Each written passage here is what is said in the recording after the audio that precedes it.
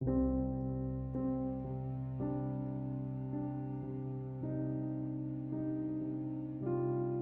enable or disable double tap to wake in Samsung Galaxy S10. Open Settings.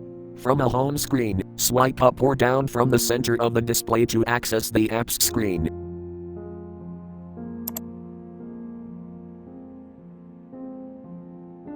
Tap Settings.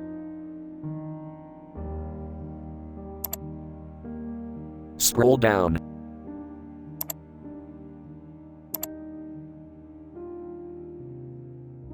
Tap Advanced Features.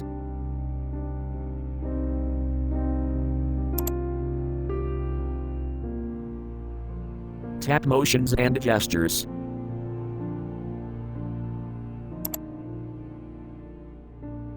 Tap double tap to wake switch until blue to enable, or tap until gray to disable.